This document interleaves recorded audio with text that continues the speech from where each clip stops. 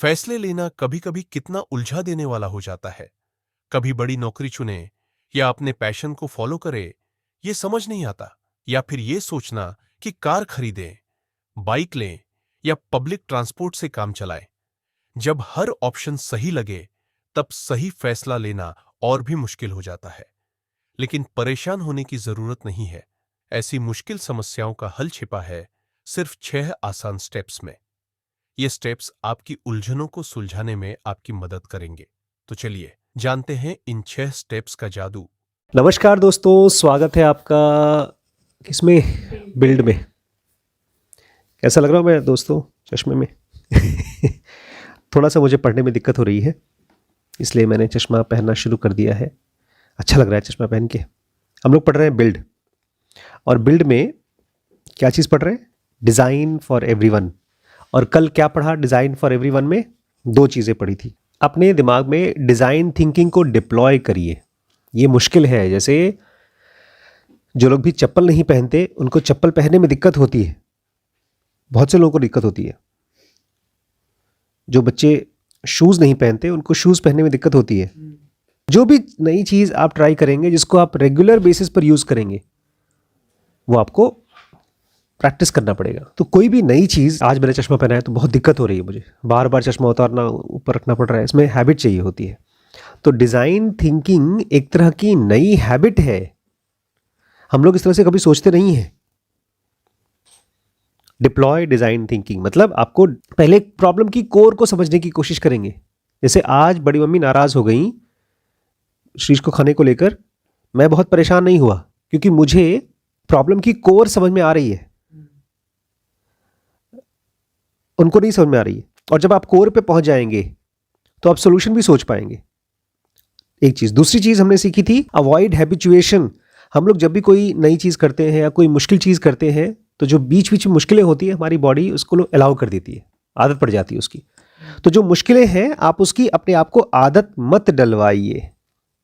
जैसे कल हमने पढ़ा, भाई आपको कहीं सेब पर कोई स्टिकर चिपका हुआ है, तो छोटी छोटी इनकन्वीनियंसेस होती हैं। आप उनको अगर पहचानेंगे तो आप डिज़ाइन कर सकते हैं। डिज़ाइन में 2 चीज़ें आती हैं, अभी आज हम लोग सीखेंगे। कभी कभी ऐसा होता है कि जब हम डिज़ाइन थिंकिंग करने की कोशिश कर रहे हैं, तो सबसे बड़ी प्रॉब्लम आती है हमारे दिमाग में चलने वाले वर्ड्स, वोकैबुलरी। कैसे? जब आप डिज़ाइन बोलते हैं तो दिमाग में क्या आता है? कार डिज़ाइन, कोई घर का नक्शा डिज़ाइन, ज्वेलरी डिज़ाइन। रोज़मर्रा की लाइफ की प्रॉब्लम में नहीं समझ में आता डिज़ाइन। क्यों? क्योंकि डिज़ाइन वर्ड अपने आप में एक चीज़ के साथ फंस गया है। कभी आपको फ़ोन देख करके समझ में आता है ये भी एक डिज़ाइन है? कहाँ समझ में आता है? नहीं आता।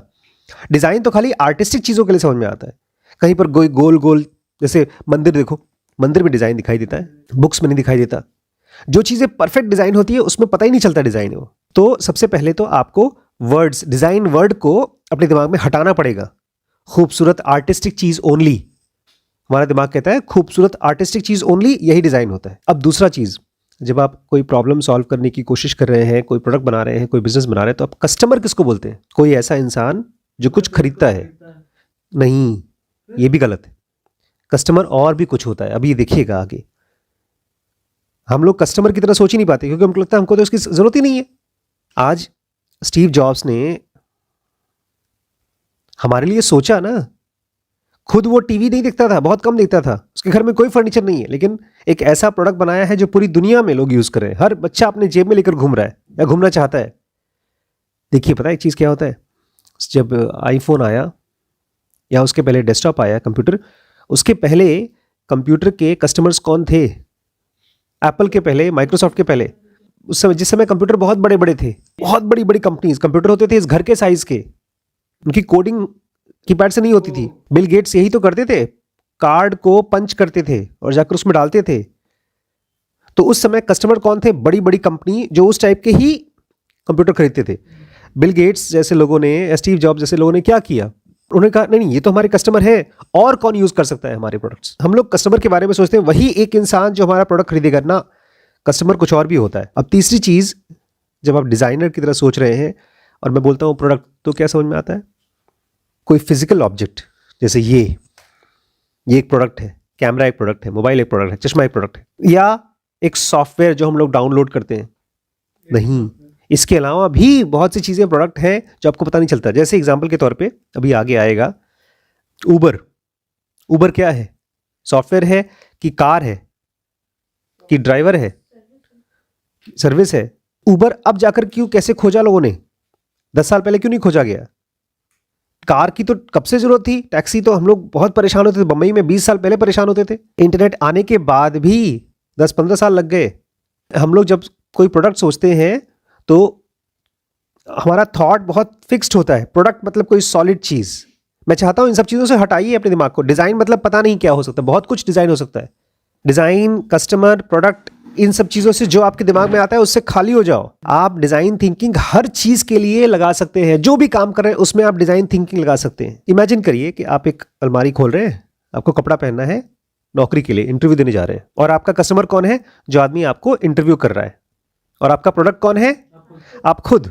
आप अपने आप को उसको सेल करने जा रहे हैं। और आज मुझे इंटरव्यू के लिए सही कपड़ा डिजाइन करना है, तो कौन सा कपड़ा पहनूं? नॉर्मली हम लोग कहेंगे एक सोबर सा सफेद शर्ट पहन लो, अच्छी क्रीज वाली पैंट पहन लो, लेदर की शूज पहन लो, फॉर्मल कपड़ा पहन लो। क्या आपको जीन्स पहनना चाहिए?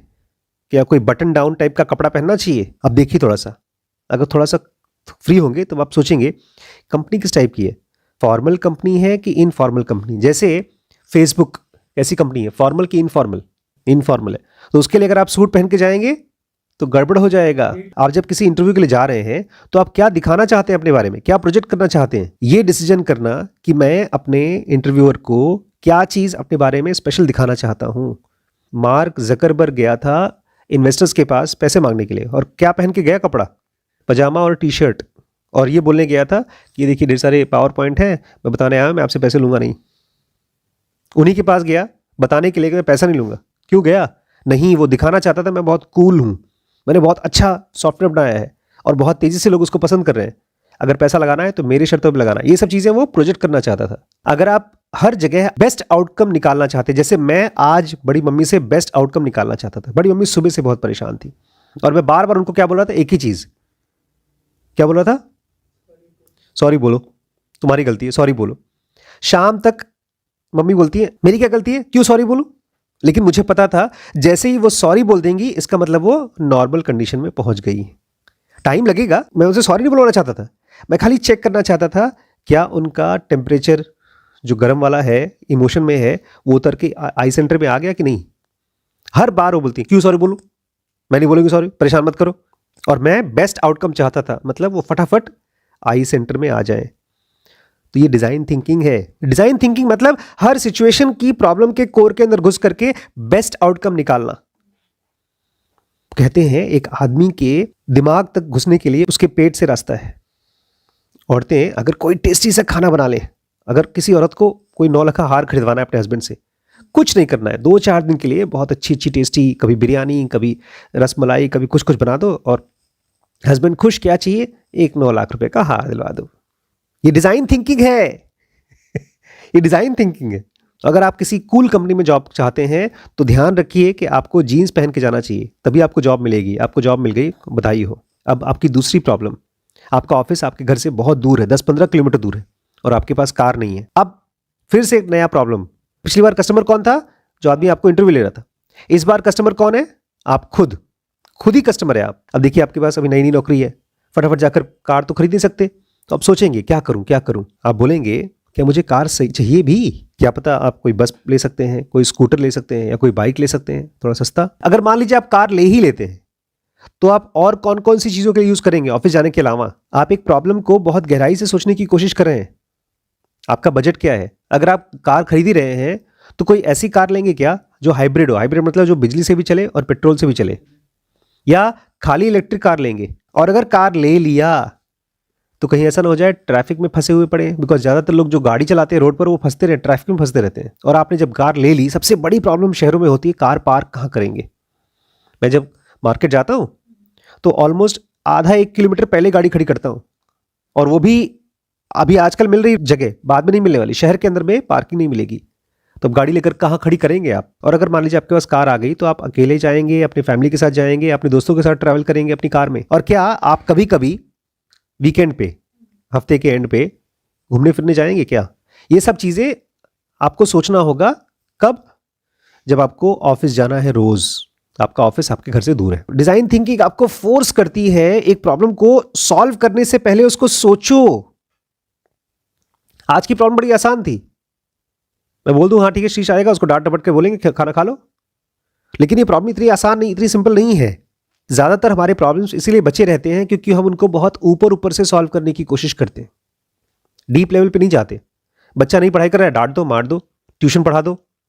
डीप कोर में प्रॉब्लम क्या है? डिजाइन थिंकिंग आपको फोर्स करती है कि एक प्रॉब्लम को बहुत गहरे में जाके समझो। इस कंडीशन में प्रॉब्लम ये नहीं कि मैं कार कहां से लूं, इस कंडीशन में प्रॉब्लम ये है कि मैं आखिर एक जगह से दूसरी जगह जाऊं कैसे। आप जो प्रोडक्ट बनाने की कोशिश कर रहे हैं वो एक, इसको अंग्रेजी में कहेंगे मोबिलिटी स्ट्रेटजी, एक जगह से दूसरी जगह जाने की स्ट्रेटजी। जैसे कि उबर ओला हुआ है बंबई में, दिल्ली में, अब कार खरीदना महामूर्खता है। आप खाली क्लिक कर दो मोबाइल में, गाड़ी आ जाएगी, ना आपको उसका इंश्योरेंस भरना, ना उसका टायर का प्रॉब्लम, कुछ नहीं है। बड़े शहर में जहां पर आप सिटी के अंदर रहते हैं, ओला उबर जैसी सर्विस इतनी अच्छी है कि it is you don't need, और अगर आपको चाहिए भी थोड़ा बहुत तो बाइक ले लो, स्कूटी ले लो। मैं तो इस बार गया था बैंगलोर, मैंने स्कूटी ली थी, रैपिडो, वो आया घर के सामने, बाइक पर बिठाया, लेकर गया, छोड़ दिया मुझे वहां पर। तो आपकी प्रॉब्लम क्या है? Mobility strategy for your life, अपनी जिंदगी के लिए आप मोबाइल कैसे हो। टोनी कहते हैं अगर आप बहुत अच्छा प्रोडक्ट बनाना चाहते हैं तो आपको क्या करना पड़ेगा? डिग इन करना पड़ेगा। डिग इन मतलब खोदो, इतनी ऊपर ऊपर से प्रॉब्लम को सॉल्व मत करो, डिग इन करो, खोदो खोदो, नीचे खोदो और प्रॉब्लम की गहराई में जाओ। अपने कस्टमर की जरूरत को एनालाइज करो, समझो, जो भी पॉसिबल ऑप्शंस होते हैं, जो भी आपके पास अलग अलग जरिए हैं, उन सबको एक्सप्लोर करो। बहुत से ऐसे भी ऑप्शंस होंगे जो आपने पहले एक्सपेक्ट ही नहीं किया हो, सोचा ही नहीं उसके बारे में। क्या पता आप ऐसा कुछ ऑप्शन खोज सकते हो जहां पर आप वर्क फ्रॉम होम कर सकते हो।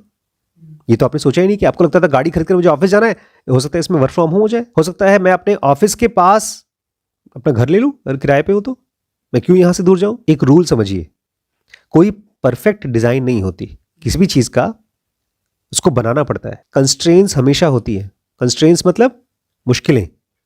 आप सोचे नहीं ये प्रॉब्लम है, उसका एक खट से ये सोल्यूशन है, नहीं, हमेशा कंस्ट्रेंट्स होती हैं, प्रॉब्लम्स होती हैं, कमियां होती हैं। दो चीजें मैं बताने वाला हूं, दो चीजें, ये दोनों डिजाइन थिंकिंग में आपको हेल्प करेगी। जब भी आप अपनी प्रॉब्लम को सॉल्व करने के लिए कोई चीज डिजाइन कर रहे हैं तो आपको सोच के रखना है aesthetics and functionality.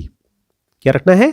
Aesthetics and functionality. क्या होता है एस्थेटिक्स? सुंदर दिखाई दे, और फंक्शनैलिटी मतलब उसका काम। हम लोग या तो लुक्स पे जाते हैं, जैसे जूते होते हैं, मुझे बहुत दिक्कत होती है, मेरे पास ऊपर 3-4 जूते पड़े हैं जो लेदर के हैं, वो एस्थेटिकली बड़े खूबसूरत हैं लेकिन फंक्शनली बहुत खराब है।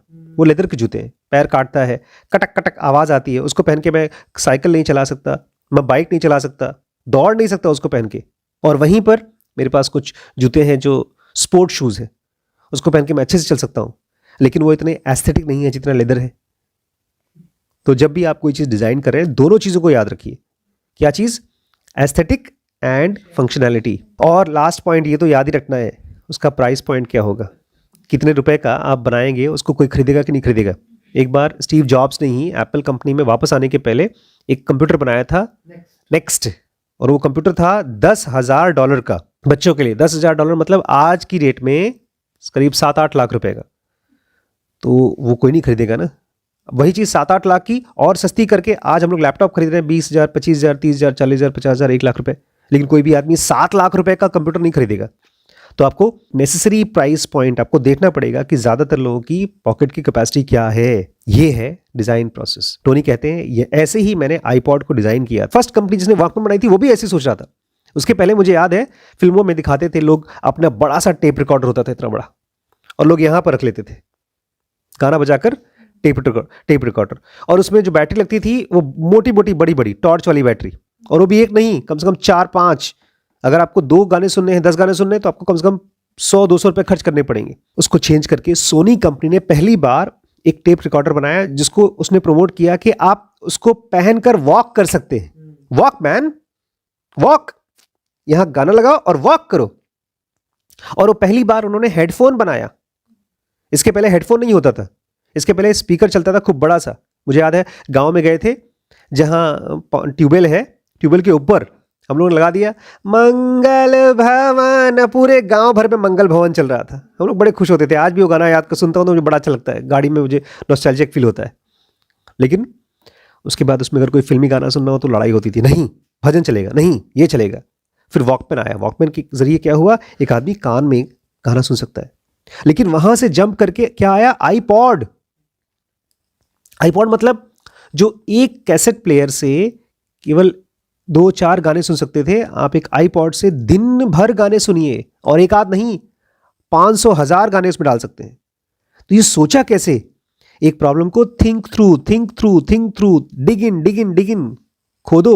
अब समझिए बड़ी प्रॉब्लम है। ऐसे आप लोग हैं। आज एक आदमी से मैं मिला, मैं दुकान में जा रहा था तो वो हमारी जान पहचान के हैं।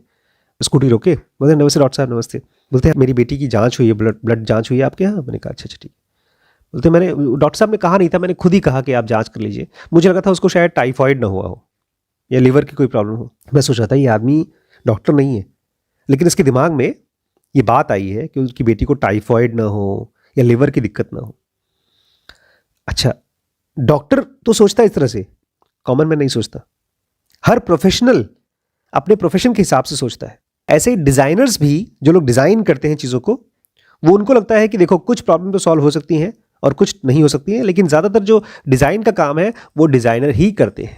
कुछ लोग कहेंगे, आप कहेंगे कि ये देखिए एक नई प्रॉब्लम है, इसको मैं सॉल्व कर सकता हूं, लेकिन वो बोलेंगे तुम इसके प्रोफेशनल हो। जैसे मुझे पेट में दर्द था, डॉक्टर ने मुझसे कहा कि तुम्हें लिवर की प्रॉब्लम है या कोई और प्रॉब्लम बताई, लेकिन जब ठीक नहीं हो रहा है तो मुझे ही बोलना पड़ेगा डॉक्टर को ना कि ये प्रॉब्लम अभी है, ठीक करो। तो जब कोई प्रॉब्लम है उसका सोल्यूशन आप सोच सकते हैं। जरूरी नहीं कि आप डिजाइनर हो तभी आप सोचें। आप अगर कॉमन मैन हैं तो भी आप एक प्रॉब्लम को सॉल्व करने के लिए डिजाइन थिंकिंग यूज कर सकते हैं। टोनी फेडल कहते हैं मैंने ढेर सारे लोगों के साथ काम किया है, ढेर सारे डिजाइनर्स के साथ जो एक्सीलेंट है, अपने काम में ब्रिलियंट है, लेकिन कुछ ऐसे मूर्खों के साथ भी काम किया है जो अपने आप में है तो डिजाइनर, लेकिन उनको लगता है डिजाइन खाली किसका काम है, जो डिजाइनर्स हैं, जो काम करते हैं, जो उनकी पढ़ाई है, मतलब पढ़ाई करके ही तुम डिजाइन कर सकते हो, नहीं तो नहीं, ऐसा वो मानते हैं। अगर ऐसा था तो सौरभ जोशी इतना बड़ा ब्लॉगर नहीं बनता, क्योंकि फिल्म बनाना, वीडियो बनाना किसका काम है, फिल्म मेकर का काम नहीं। कोई भी आदमी अगर एक फिल्म मेकर की तरह सोच सकता है तो वो फिल्म बना सकता है। कोई भी आदमी अगर डिजाइनर की तरह सोच सकता है तो डिजाइन कर सकता है। ये जानबूझ के हमको धक्का मारे टोनी फेडल, ये कोई भी कर सकता है। उन लोगों को लगता है कि अगर कोई मुश्किल प्रॉब्लम आ गई तो आपको कोई इंटेलिजेंट, बहुत बहुत ही टैलेंटेड आदमी चाहिए होगा उसको सॉल्व करने के लिए। उनको लगता है कि कोई ऐसा आदमी जो मेरे जैसा हो, मुझसे मांगो ना, मैं बताऊंगा तुम्हें हेल्प, जिसके पास डिग्री हो वही तुम्हें हेल्प कर सकता है। एक कंपनी थी कोडैक, उसके यहाँ एक इंजीनियर था। उसने कहा ठीक है, उस जमाने में फोटो खींचे जाते थे फिल्म पे, एक प्लास्टिक की फिल्म होती थी, रील होती थी उसको बोलते थे, और उसमें रील डालते थे, फोटो खींचते थे।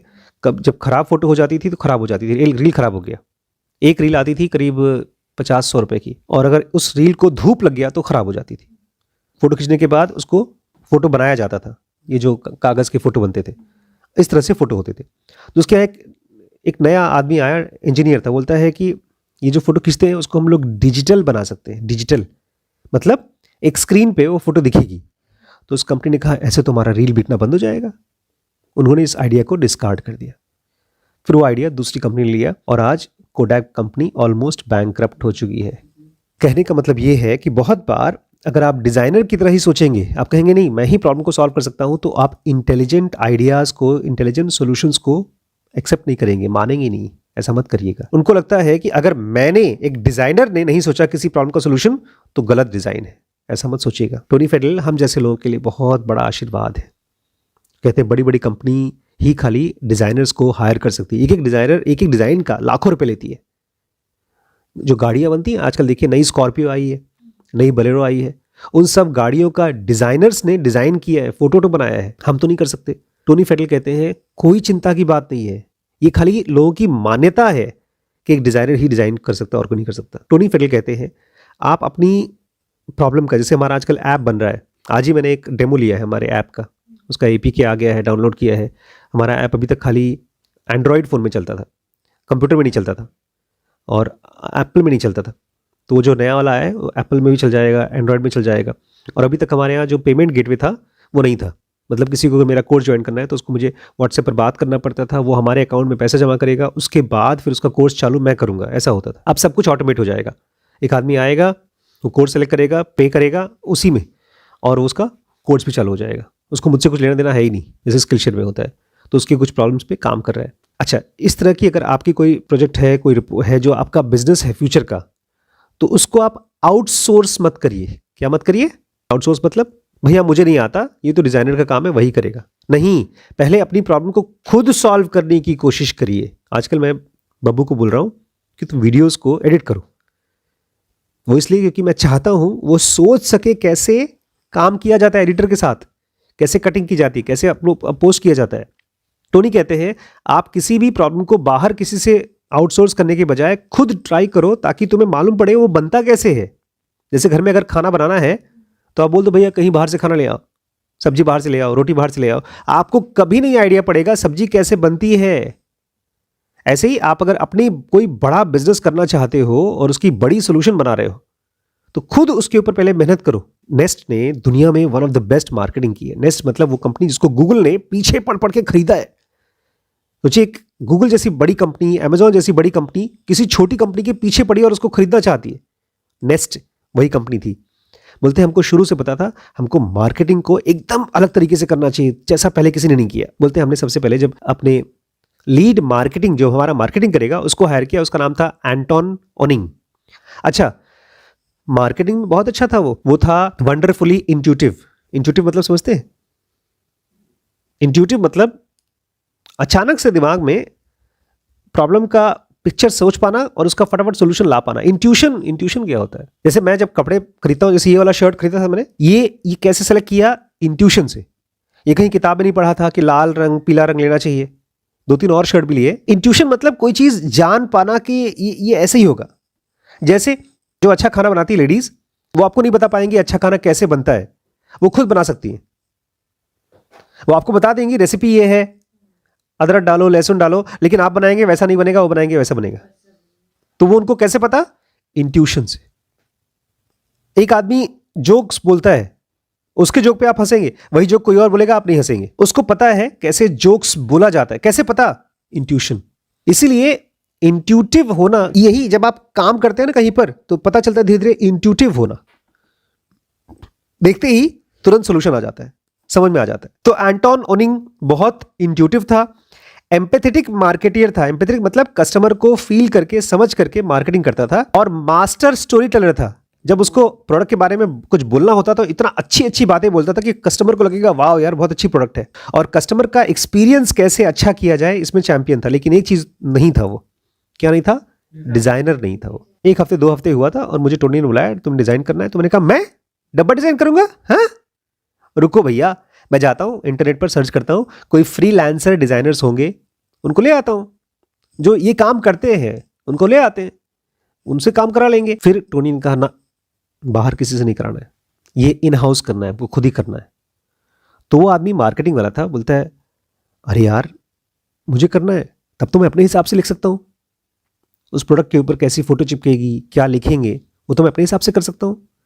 तो कहा यार ये तो बहुत अच्छा रहेगा, मैं अपने हिसाब से करूँगा, मैं कर सकता हूँ। उसने किया, सीखा, गलत किया, फेल हुआ, फिर से ट्राई किया। बोलते हमने पूरे पैकेजिंग को एक बार नहीं 10 बार लिखा, फिर काटा, फिर लिखा, फिर काटा। हमने पूरा मैसेजिंग का प्रोसेस डेवलप किया और एक फ्रेमवर्क बनाया कि कैसे, अगर मान लीजिए नया कोई डब्बा बनता है कोई और प्रोडक्ट का, तो उसको कैसे बनाएंगे, वो भी पूरा लिखा हमने। फिर उसने जब बहुत अच्छे से काम कर लिया, उसके बाद जब उसको समझ में आ गया सब कुछ बनाते बनाते, तब जाके डिजाइनर को लेकर आए कि आओ तुम आओ, इसको समझिए। अभी कल हम लोग गए थे, परसों शादी में, वहां पर हमने ढेर सारा खाना वाना खाया। हो सकता है ये सब हम भी करना चाहें अपने यहाँ कभी, लेकिन हमारा उतना बजट नहीं है। हमारा बजट है भाई, एक आदमी के ऊपर हम 100 रुपये से कुछ ज़्यादा खर्च नहीं कर सकते, और कुक को ये सब बनाने आता है। तो आप बोलते हैं अच्छा रुको, हम लोग देखते हैं हमारे बजट में क्या क्या बनेगा। पनीर का रेट देखा, मोमोज कैसे बनेगा उसका रेट देखा, लेकिन बनाना नहीं आता हमको। देखा, एक बार घर पे बनाने की कोशिश की, मोमोज बनाया घर पे, अच्छा खराब जो भी बना। देखा है 100 रुपये में कितना मोमोज बन सकता है, कितनी चली पनीर बन सकती है। जब आपने खुद घर पे ट्राई करके देख लिया, आपको आइडिया हो गया कितना पैसा खर्च होगा एक आदमी के लिए, तब आप बोलते हैं अच्छा ठीक है बुलाओ उसको जो आदमी बनाने वाला है। तो आदमी आपको बेवकूफ़ नहीं बना पाएगा। वो ही नहीं कहेगा हाँ 100 रुपये में तो खाली इतना बनेगा, एक आदमी के कम से कम 500 रुपये खर्च होंगे। अब आपको आइडिया है, आप बोलेंगे भैया पनीर इतने का आता है, मैंने बनाया है, तुम उसको अच्छा बना दो। तो जब आप किसी प्रोडक्ट के ऊपर काम करते हो, खुद अच्छा करते हो खराब करते हो, अच्छा करते हो खराब करते हो, आपको एक जनरल आइडिया हो जाता है, तो कोई आदमी आपको आपके हिसाब से बना के देगा, नहीं तो अपने आप रेडीमेड बना के दे देगा, आप चुपचाप ले जाओ। तो वो जो बेस्ट पैकेजिंग बनी थी, वो अगर एंटोन ने खुद नहीं ट्राई किया होता तो नहीं होता। उसको बस पुश करने की जरूरत थी, तभी वो कर पाया। और यही हमको करना होता है जब कोई स्मार्ट आदमी को आप कुछ काम कराना चाहते हैं, पुश चाहिए होता है। जैसे मुझे लगता है यहाँ पर जितने मेरे बच्चे हैं वो सबको थोड़ा सा पुश दे दो तो ये लोग ग्रेट बिजनेसेस खड़ा करेंगे, बहुत बड़े बड़े। अभी फिलहाल हम लोग बेसिक्स पढ़ रहे हैं, डिज़ाइन थिंकिंग, प्रॉब्लम कोर, सब ऊपर से जा रहा होगा, लेकिन अंदर अंदर से आप लोग सोच रहे होंगे कि अच्छा मेरी लाइफ की प्रॉब्लम ये है, उसको कैसे सॉल्व करूं। ऐसा मैंने किया। मैं स्कूल में बहुत बेकार था, फिर जब लखीमपुर आया तो मुझे लगा यार मुझे पढ़ना नहीं आता, अच्छे से इंग्लिश जानता हूं लेकिन मैं टॉपर नहीं हूं स्कूल का कॉलेज का, मुझे पढ़ना है, सब्जेक्ट चाहिए, अपने हिसाब से पढ़ना है। तो चुपके चुपके किताबें खरीदना शुरू किया। तो मैंने अपनी प्रॉब्लम को थिंक थ्रू किया कि मुझे पढ़ना है और अगले 10 साल तक पढ़ना है, तो मेरे टीचर्स चाहिए होंगे, टीचर्स सर पे डंडा मारने वाला नहीं चाहिए। तो ढेर सारे टीचर्स मेरे पास इकट्ठे हो गए। कृष्णमूर्ति है यहाँ पे, टोनी फेडल है, डैनियल कानामैन है, और वो मेरे हिसाब से पढ़ाते हैं धीरे धीरे, कोई जबरदस्ती नहीं, कोई जल्दबाजी नहीं। पूरा का पूरा यूनिवर्सिटी मेरे पास खड़ा हुआ है। इतनी तो यूनिवर्सिटी कॉलेज में प्रोफेसर नहीं होते, 7,000 8,000 प्रोफेसर कॉलेज में नहीं जितना मेरे पास है ना। कमाल। सब फॉरेन से आते हैं। आपके लिए बुक्स हैं, मेरे लिए मेरी प्रॉब्लम का सोल्यूशन है। मैं अनपढ़ गंवार आदमी जिसको कुछ नहीं आता, मतलब वैसा जो जीनियस लोग होते हैं वैसा तो नहीं हूं मैं, आइंस्टीन और वैसा, बट कोई बात नहीं, मैंने अपनी प्रॉब्लम को थिंक थ्रू किया, अपने हिसाब से अपने आप को पढ़ाया। और आप भी कर सकते हैं दोस्तों, आप खुद भी पढ़ सकते हैं। और अगर आप हमारे साथ पढ़ना चाहते हैं तो ये कोर्स है, या आप हमारे ऐप में यूज़ करिए फटाफट। ठीक है, थैंक यू, नमस्कार।